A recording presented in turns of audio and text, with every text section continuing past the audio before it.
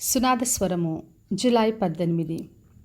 నిన్ను ఈ ప్రజలను పడగొట్టజాలని ఇత్తడి ప్రాకారంగా నేను నియమించుదును. ఇర్మియా గ్రంథము 15వ అధ్యాయము 20వ వచనం. మరి ఇర్మియా ప్రవక్తతో యెహోవా దేవుడు చెప్తున్న మాటలివి. మరి నేను నిన్ను పడగొట్టజాలని ఇత్తడి ప్రాకారంగా నియమించుదనని చెప్పాడు. మరి దేవుడు ఇర్మియాను ఒక ప్రవక్తగా ఏర్పరచుకున్నాడు.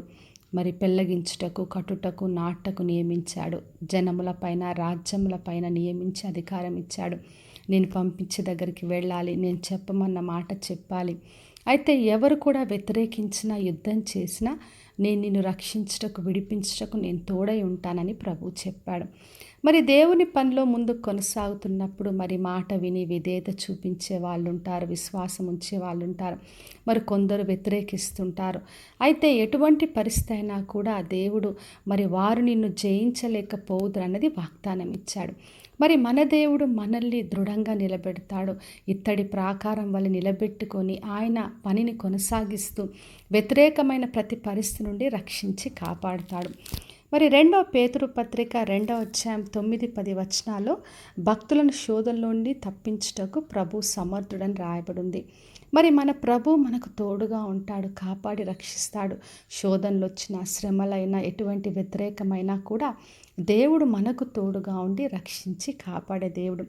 అందుకే రోమీలకు రాసిన పత్రిక 8వ అధ్యాయం 37వ వచనంలో పౌలు చెప్పాడు, మనలను ప్రేమించిన వాని ద్వారా మనము వీటన్నిటిలో అత్యధిక విజయమును పొందుచున్నాము అని. మరి యేసుక్రీస్తు ద్వారా మనం అన్నిట్లో అత్యధిక విజయాన్ని పొందుతాం.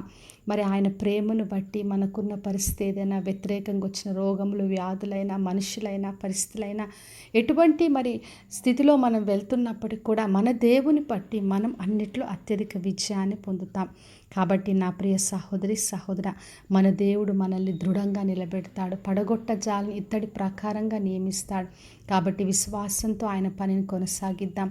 ఎటువంటి పరిస్థితి అయినా ఆయన రక్షిస్తాడు, ఆయనే విడిపిస్తాడు, ఆయనే తోడై ఉండి దుష్టుల చేతిలో నుండి మనల్ని విమోచించే దేవుడు. కాబట్టి విశ్వాసంతో ఆయన బిడ్డలుగా ఆయనిచ్చే ధైర్యంతో ముందుకు కొనసాగుదాం. ప్రార్థన చేసుకుందాం. పరలోకమందున్న మా తండ్రి, మా దేవ, ఈరోజు ఇచ్చిన వాగ్దానం కొరకే వందనాలు. ప్రతి ఒక్కరిని దీవించి ఆశీర్వదించండి ప్రభువా. వారికి మీరే పని అప్పగించినను ఎవరు పడగొట్టకుండా దేవా, ఇత్తడి ప్రాకారం వలె దృఢంగా నిలబెట్టుకొని మీరే వారిని కాపాడి రక్షించండి. ఎవరు యుద్ధం చేసినా దేవా, అన్ని పరిస్థితుల్లో అత్యధిక విజయాన్ని యేసుక్రీస్తు ద్వారా అనుగ్రహించమని యేసు నామములో అడిగి వేడుకొంచున్నాను తండ్రి, ఆమెన్.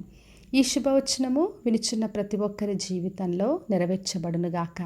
నేను మీ ప్రియ సహోదరి మంజులా చరణ్.